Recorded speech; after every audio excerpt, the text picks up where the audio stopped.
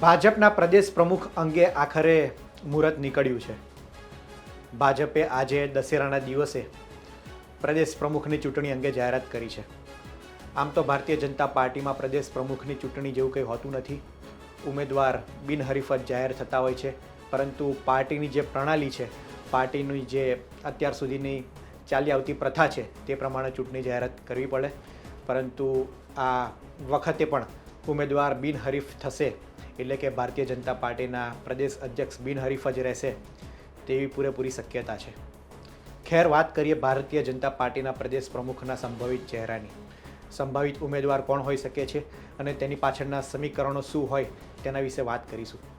પ્રદેશ ભાજપ અધ્યક્ષ બનવાની રેસમાં જેનું નામ ચર્ચાઈ રહ્યું છે તે છે ઉદય કાનગડ. ઉદય કાનગડ એ રાજકોટથી ભાજપના ધારાસભ્ય છે.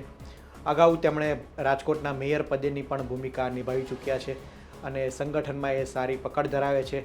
મોદી અમિત શાહની ગુડ બુકમાં તેમનું નામ રહેલું છે, પરંતુ તેઓ અત્યારે પ્રદેશ ચૂંટણીના અધિકારી છે, એટલે કે ભાજપના ચૂંટણી અધિકારી તરીકેની જવાબદારી નિભાવી રહ્યા છે. ત્યારે તે પ્રદેશ પ્રમુખ બને તેવી શક્યતા ઓછી લાગી રહી છે, કારણ કે તેઓ પોતે જ એ પ્રદેશ ચૂંટણી અધિકારી તરીકેની અત્યારે ફરજ નિભાવી રહ્યા છે. અન્ય ચહેરાની વાત કરીએ તો સૌરાષ્ટ્રમાંથી જો કોઈ ભારતીય જનતા પાર્ટી ચહેરો મૂકે તો તેમાં સૌથી આગળનું નામ ચાલે છે જયેશ રાદડિયા. જયેશ રાદડિયા પાટીદાર સમુદાયમાંથી આવે છે અને સૌરાષ્ટ્રમાંથી એક કદાવર નેતા છે. અગાઉ તેમનું સહકારી ક્ષેત્રે જે રીતનું પ્રભુત્વ રહેલું છે તે આપણે સૌ જાણીએ જ છીએ. પરંતુ જો જયેશ રાદડિયાને ભાજપ પ્રદેશ પ્રમુખ બનાવવા હોય તો મુખ્યમંત્રી બદલવા પડે, કારણ કે અત્યારે મુખ્યમંત્રી પાટીદાર સમુદાયમાંથી આવે છે. તો પાટીદાર સમુદાયના પ્રદેશ અધ્યક્ષ બનાવવા હોય તો મુખ્યમંત્રીને બદલવા પડે. તેથી જયેશ રાદડિયાની શક્યતા પણ ઓછી લાગી રહી છે. અને ચર્ચા એ પણ છે કે જયેશ રાદડિયાને મંત્રી પદ આપવામાં આવે, મંત્રીમંડળમાં એક મોટું સ્થાન જયેશ રાદડિયાને આપવામાં આવે. તે જોતાં જયેશ રાદડિયા પ્રદેશ અધ્યક્ષ બને તેની શક્યતા ઓછી છે. પાટીદાર સમુદાયને બાદ કરીએ તો અન્ય સમુદાય આવે ઓબીસી સમુદાય, કારણ કે ઓબીસી એ 60% જેટલી ગુજરાતમાં વસ્તી છે અને ભાજપની પ્રણાલી પ્રમાણે અત્યાર સુધી ભાજપના પ્રદેશ અધ્યક્ષ સવર્ણમાંથી જ આવે છે, સવર્ણ સમાજમાંથી. ત્યારે ઓબીસી સમુદાયમાંથી આ વખતે પ્રદેશ અધ્યક્ષ બને તેવી શક્યતા લાગેલી છે. અને આ પ્રદેશ અધ્યક્ષની રેસમાં ઓબીસી ચહેરાની વાત કરીએ તો જે ચહેરાના અત્યારે ચર્ચાઈ રહ્યા છે તેમાંથી એક છે દેવુસિંહ ચૌહાણ. દેવુસિંહ ચૌહાણ એ ખેડાથી ધારાસભ્ય છે અને તેઓ સતત ત્રીજી વખતથી ધારાસભ્ય પદે ચૂંટાઈ આવ્યા છે. તેમની છબી સારી છે અને અમિત શાહના તેઓ નજીકના વ્યક્તિ ગણાય છે અને તેઓ સંગઠનમાં પણ સારું એવું કામ કરી રહ્યા છે. ત્યારે દેવુસિંહ ચૌહાણ એ પ્રદેશ અધ્યક્ષની રેસમાં અત્યારે તેમનું નામ ચર્ચાઈ રહ્યું છે. આ ઉપરાંત વાત કરીએ તો મયંક નાયક એ ઉત્તર ગુજરાતમાં ઓબીસી સમાજનો મોટો ચહેરો છે અને ભાજપની વાત કરીએ તો અત્યાર સુધીમાં પ્રદેશ અધ્યક્ષ તરીકે ઉત્તર ગુજરાતમાંથી ફક્ત એક જ વખત નિમણૂક થઈ છે. અગાઉ A.K. પટેલને ભાજપે પ્રદેશ અધ્યક્ષ પદે નિયુક્તિ કરી હતી. તેઓ 3 વર્ષ માટે ભાજપના પ્રદેશ અધ્યક્ષ રહ્યા હતા. ત્યારે જો ઉત્તર ગુજરાતમાંથી ભારતીય જનતા પાર્ટી ચહેરો શોધી રહી હોય તો મયંક નાયક એક સારું નામ છે. તેમની છબી પણ સારી છે, કોઈ વિવાદમાં તેઓ આવ્યા નથી, રાજ્યસભાના સાંસદ છે અને ભારતીય જનતા પાર્ટીમાં જો પ્રદેશ અધ્યક્ષની વાત કરીએ તો RSSનું મહત્ત્વનું નિવેદન સામે રહેલું હોય છે, એટલે કે RSSનો મત પણ લેવામાં આવનાર હોય છે. ત્યારે મયંક નાયક એ RSS સાથે પણ સારા સંબંધ ધરાવે છે. આ બધું જોતાં મયંક નાયક એ પ્રદેશ પ્રમુખની રેસમાં આગળ ચાલી રહ્યા છે. આ ઉપરાંત જે ચહેરો સૌથી વધુ ચર્ચાઈ રહ્યું છે તે છે જગદીશ વિશ્વકર્મા. આમ તો તેમનું નામ જગદીશ પંચાલ છે, પરંતુ તેમણે સરનેમ એ વિશ્વકર્મા સમાજને સમર્પિત કરીને તેમણે વિશ્વકર્મા સરનેમ એ રખાવી છે. જગદીશ વિશ્વકર્મા અમદાવાદના નિકોલથી ધારાસભ્ય છે અને ભારતીય જનતા પાર્ટીના મોદી અને અમિત શાહ, પ્રધાનમંત્રી નરેન્દ્ર મોદી સાથે પણ તેઓ સારા સંબંધ ધરાવે છે. પ્રધાનમંત્રી નરેન્દ્ર મોદી જ્યારે અમદાવાદ આવતા હોય છે ત્યારે તેમની નજીક જગદીશ પંચાલ એ જોવા મળતા હોય છે અને જગદીશ વિશ્વકર્મા એ ઔદ્યોગિક રીતના પણ તેઓ જોડાયેલા છે અને ઉદ્યોગપતિઓ સાથે પણ તેઓ સારા સંબંધ ધરાવે છે અને તેમની પણ છબી એ સારી રહેલી છે. પરંતુ સમાજમાં તેમને અત્યાર સુધી એવો કંઈ હોલ્ડ ખાસો એ જોવા મળ્યો નથી.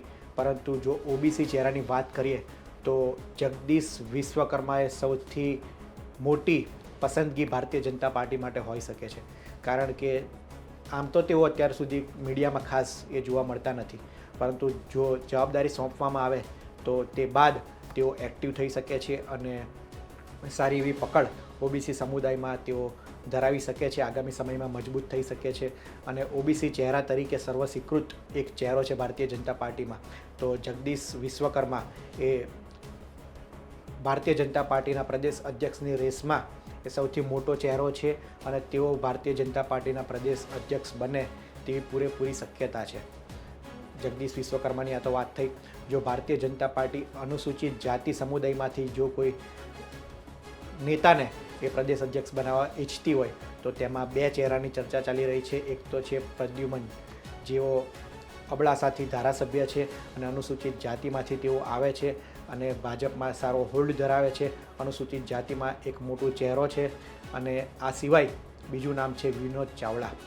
વિનોદ ચાવડા કચ્છના સાંસદ છે અને તેઓ પણ જો અનુસૂચિત જાતિમાંથી સમુદાયમાંથી ભારતીય જનતા પાર્ટી પ્રદેશ અધ્યક્ષ બનાવવા ઈચ્છતી હોય તો વિનોદ ચાવડા એક મજબૂત અને સારો વિકલ્પ છે, કારણ કે તેઓ સાંસદ પદેની ભૂમિકા પણ નિભાવી રહ્યા છે અને પક્ષમાં પણ તેમનું સારું એવું નામ રહેલું છે અને મવડી મંડળમાં પણ તેઓ એક ગુડ બુકમાર્ક છે. તો વિનોદ ચાવડા એ અનુસૂચિત જાતિમાંથી એક સારો ચહેરો છે, પરંતુ અનુસૂચિત જાતિમાંથી પ્રદેશ અધ્યક્ષ ભારતીય જનતા પાર્ટી બનાવે તેવી શક્યતા ઓછી છે. એટલે કે ઓબીસી સમુદાયમાંથી કોઈ વ્યક્તિ હોઈ શકે અને આ માટે એક મજબૂત અને અત્યાર સુધી સૌથી વધુ ચર્ચાતો ચહેરો છે જગદીશ વિશ્વકર્મા, કારણ કે જગદીશ વિશ્વકર્મા એ ઔદ્યોગિક રીતના પણ તેમના ઘણા બિઝનેસો ચાલતા હોય છે અને તેઓ નિકોલના ધારાસભ્ય છે.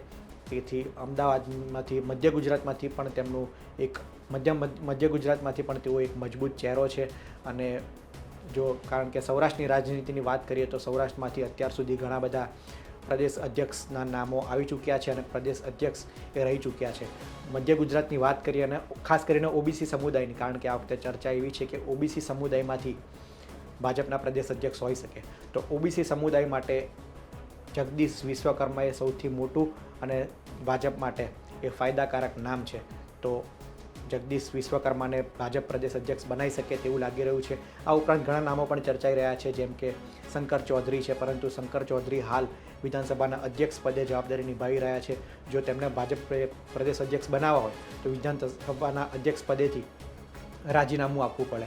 આ ઉપરાંત રજની પટેલ, જેમ અગાઉ વાત કરી તે પ્રમાણે પાટીદાર ચહેરો છે અને પાટીદાર ચહેરામાંથી જો પ્રદેશ અધ્યક્ષ બનાવે તો મુખ્યમંત્રી બદલવા પડે. એ પ્રમાણે ભાજપની જે પ્રમાણે પ્રણાલી છે તે પ્રમાણે બંને મુખ્યમંત્રી અને પ્રદેશ અધ્યક્ષ બંને એક જ સમાજમાં ના હોય તેવા સમીકરણોને સેટ કરીને એ કોઈ પણ પાર્ટી એ પ્રદેશ અધ્યક્ષ બનાવતી હોય છે. પરંતુ તાજેતરમાં જ જે પ્રમાણે અમિત ચાવડાની કોંગ્રેસે પ્રદેશ પ્રમુખ પદે વરણી કરી છે તે જોતાં હવે ઓબીસી ચહેરાને ભાજપ પણ આગળ કરે તેવું લાગી રહ્યું છે અને આ જ માટે ઓબીસી ચહેરા તરીકે જગદીશ વિશ્વકર્મા એ ભાજપના પ્રદેશ અધ્યક્ષ બને તેવું લાગી રહ્યું છે.